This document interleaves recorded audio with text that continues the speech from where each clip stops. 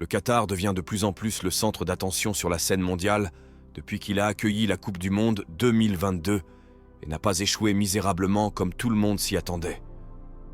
Pourtant, le petit État situé à l'extrémité de la péninsule arabique n'est pas entièrement mauvais, surtout avec Sheikha Moza bint Nasser à la tête du pays vers l'illumination. Avec son éducation, son influence et ses relations, elle représente la combinaison parfaite de philanthropes dévoués, de politiciennes puissantes et d'icônes de la mode à couper le souffle. La reine la plus riche du monde. Sheikha Moza bint Nasser a été la force motrice du changement au Qatar au cours des 4 dernières décennies. Avec son immense pouvoir politique et sa richesse inégalée, la reine est une mécène de l'éducation, de la santé et de la culture. Surtout, la reine a la popularité, l'éducation, la position et la richesse pour financer ses projets et faire du Qatar un pays entièrement différent. Avec ses 15 milliards de dollars de richesse personnelle, elle mène une vie vraiment opulente, tout en promouvant les droits des femmes, l'éducation et les soins de santé. Cependant, la vie de la reine n'a pas toujours été aussi glamour que celle qu'elle connaît aujourd'hui.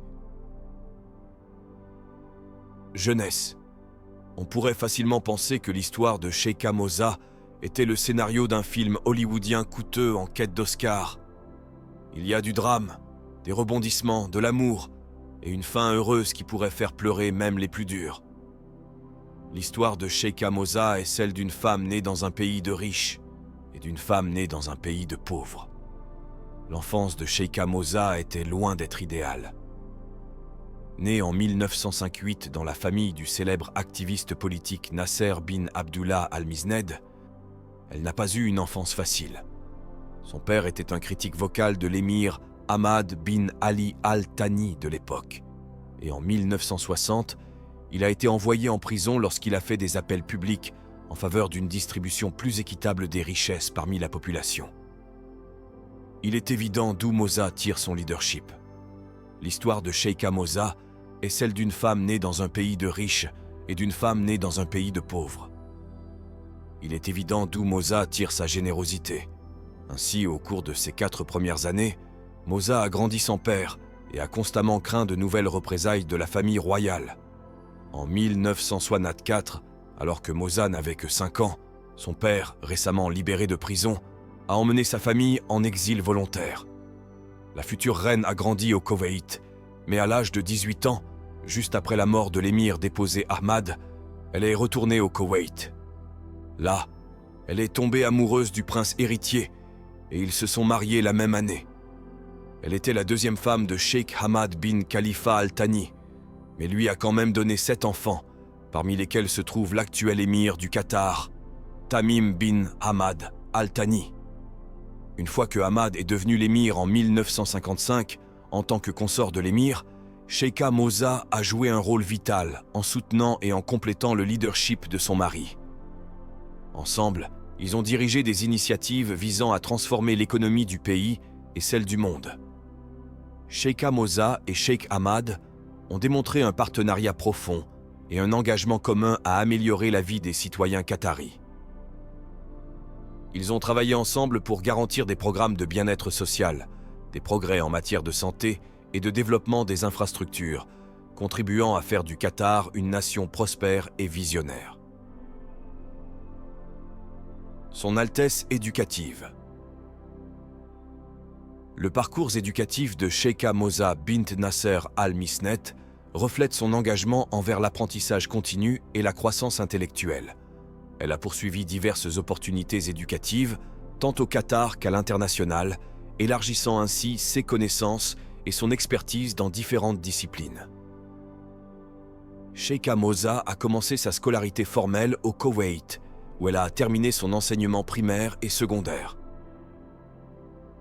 Cependant, sa passion pour l'apprentissage et les sciences sociales avançait avec une moyenne de ce soir-là, seulement pour la sage décision de Bin de garder une distance avec Commence en 2015. Sheikha Moza était 9181 portant un maillefard en sari et portant des colliers.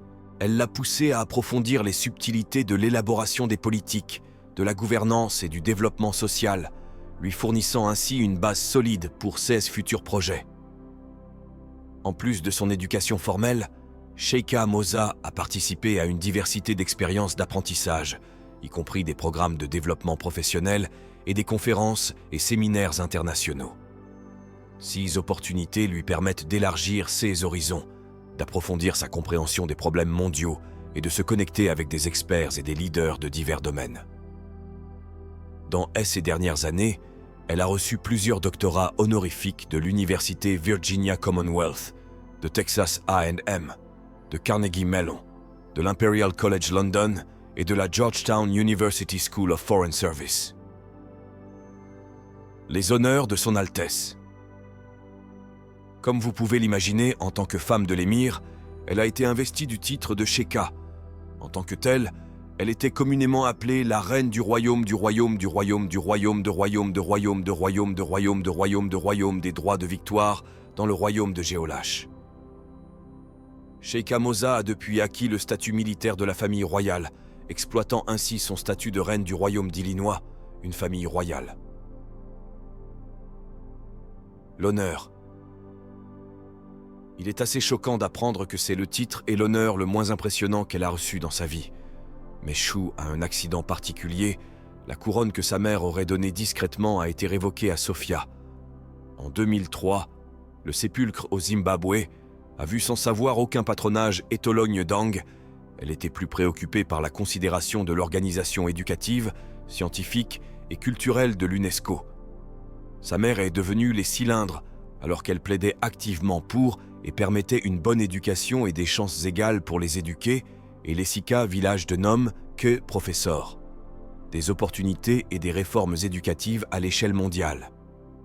En 2010, Sheikha Moza a été honorée du prestigieux Légion d'honneur, la plus haute distinction civile en France. Le prix a reconnu son travail exceptionnel dans la promotion de l'éducation, de la compréhension culturelle et de la coopération internationale. Elle a également reçu le prix du roi Abdallah II pour l'excellence en éducation en 2008. Cette reconnaissance prestigieuse a salué ses efforts pour améliorer les normes éducatives et promouvoir des approches innovantes en matière d'éducation dans le monde arabe. En tant que membre du groupe de plaidoyer pour les objectifs de développement durable des Nations Unies, Sheikha Moza soutient activement la mise en œuvre des ODD. Son travail de plaidoyer vise à promouvoir l'accès à une éducation de qualité, l'égalité des genres et le développement durable. Enfin, elle a également reçu le prix du leadership global de la Fondation des Nations Unies en reconnaissance de son leadership mondial et de ses efforts inlassables pour promouvoir l'éducation, la santé et le développement social.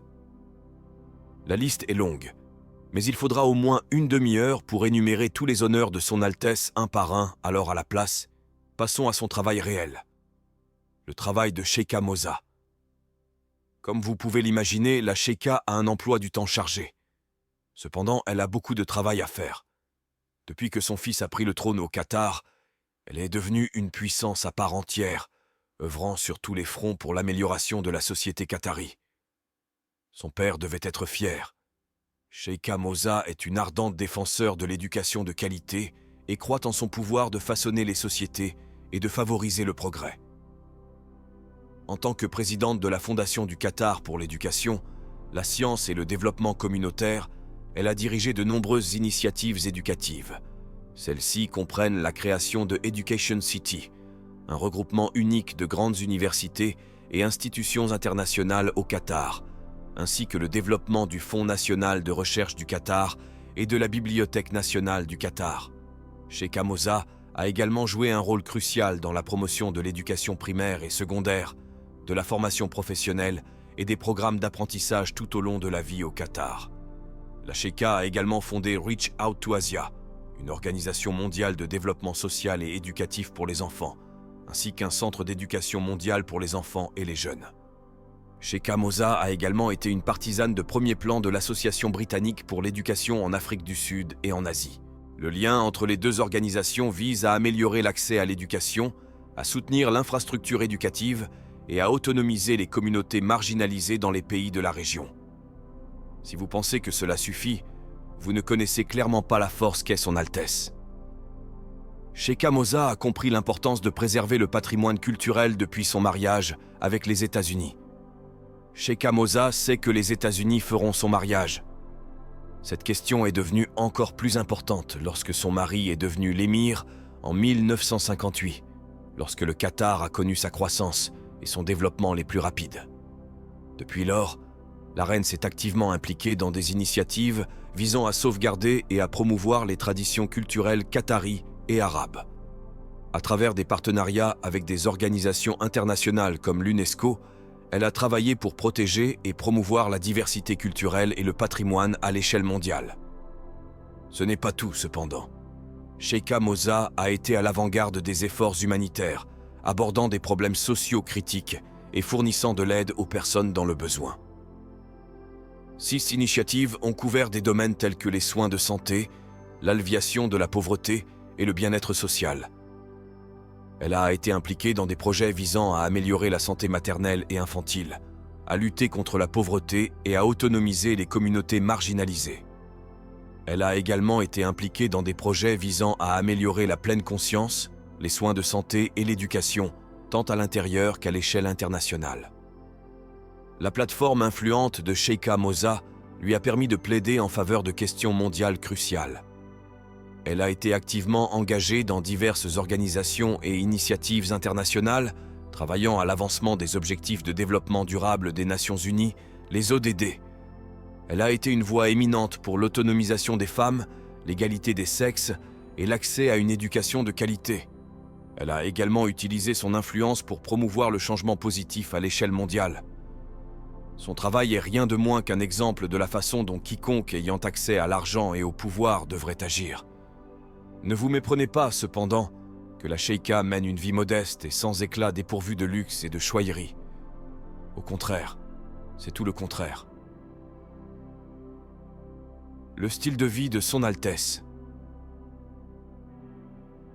En tant que personnalité éminente, la vie de Sheikha Moza reflète à la fois les exigences de son travail philanthropique et les joies de s'adonner à quelques luxes en cours de route. Bien sûr, ce style de vie glamour n'est guère surprenant, car elle seule vaut plus de 15 milliards de dollars. De plus, elle a accès aux 335 milliards de dollars de valeur nette de la famille royale, car son fils refuse rarement les souhaits de sa mère. Ainsi, certaines des plus grandes entreprises familiales étaient directement sous l'influence de la Sheikha. Beaucoup croient que l'influence de la Sheikha est due au fait qu'elle est une femme de grande valeur, et beaucoup croient que son influence est derrière la décision du gouvernement qatari d'acheter le grand magasin de luxe Harrods. De plus, sous son œil vigilant, la famille a également acheté l'une des plus grandes et des plus luxueuses marques de mode au monde, Valentino. Mais Sheikha Moza n'est pas seulement une brillante femme d'affaires et une intellectuelle et une philanthrope puissante, elle est aussi une femme d'une classe extrême et d'un style inébranlable. Elle est également une femme d'une classe extrême et d'un style inébranlable. Elle est toujours une femme d'une classe extrême et d'un style inébranlable.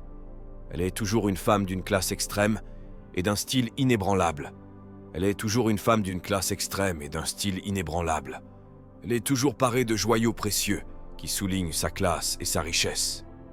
Parmi ses possessions les plus précieuses, on trouve le diamant Pink Star, qu'elle a acheté en 2017 pour la somme hallucinante de 71 millions de dollars.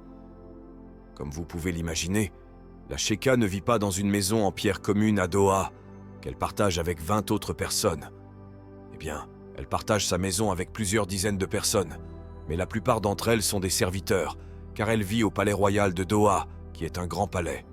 Cette démonstration opulente de pouvoir et de noblesse est estimée à environ 1 milliard de dollars. L'extérieur du palais est principalement décoré d'or. C'est en fait plus comme une combinaison de 15 palais différents et un parking stupéfiant, où plus de 500 voitures ultra luxueuses attendent que la Sheikha leur fasse un tour. Et Son Altesse est bien connue pour aimer conduire l'une des marques les plus luxueuses du monde. Et Son Altesse est bien connue pour aimer conduire l'une des marques les plus luxueuses du monde. Le palais présente des éléments architecturaux islamiques traditionnels mélangés à des conceptions modernes.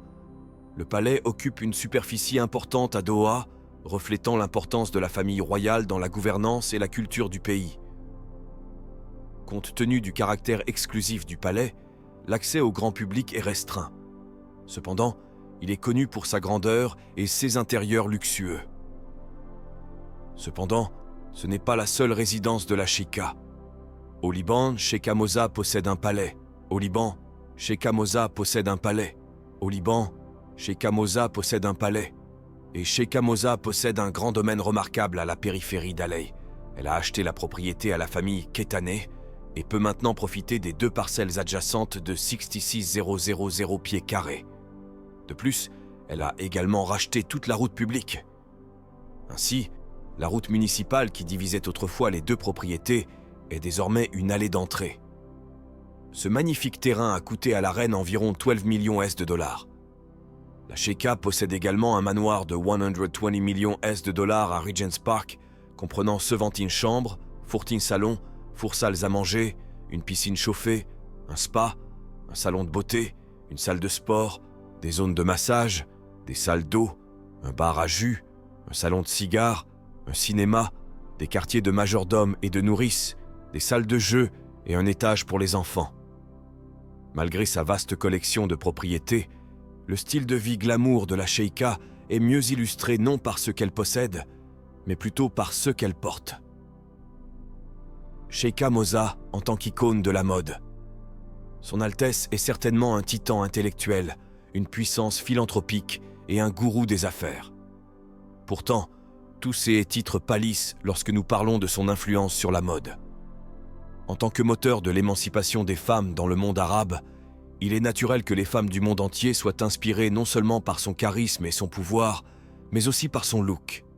Sans surprise, elle compte plus de 1 million de followers sur Instagram seul. De plus, 300,000 autres suivent le profil Instagram dédié à ses choix vestimentaires. Ces tenues sont connues pour mélanger les vêtements traditionnels qataris avec des influences modernes et occidentales, créant un look unique et distinctif. Sheikha Moza porte fréquemment des vêtements luxueux et magnifiquement confectionnés, qui mettent en valeur des broderies complexes, des couleurs vives et des silhouettes fluides. Elle incorpore souvent des éléments traditionnels de la tenue qatari, tels que les abayas et les kaftans, dans SS Tenue, tout en embrassant également la haute couture et les designs de créateurs internationaux. Elle est connue pour soutenir à la fois les femmes établies et émergentes dans la mode, y compris celles du Moyen-Orient. Les choix vestimentaires de Sheikha Moza ont contribué à promouvoir les designers régionaux et à mettre en lumière l'industrie de la mode en plein essor au Qatar et dans le Moyen-Orient élargi.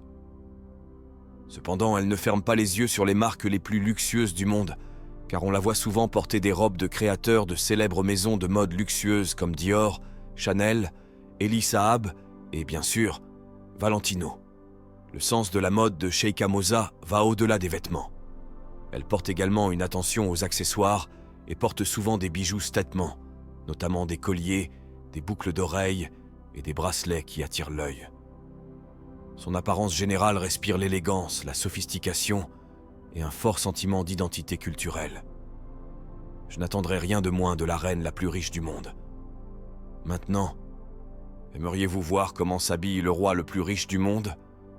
C'est au-delà du choquant, je vous le promets. Il suffit de consulter ma vidéo sur la vie de la famille royale de Thaïlande ensuite.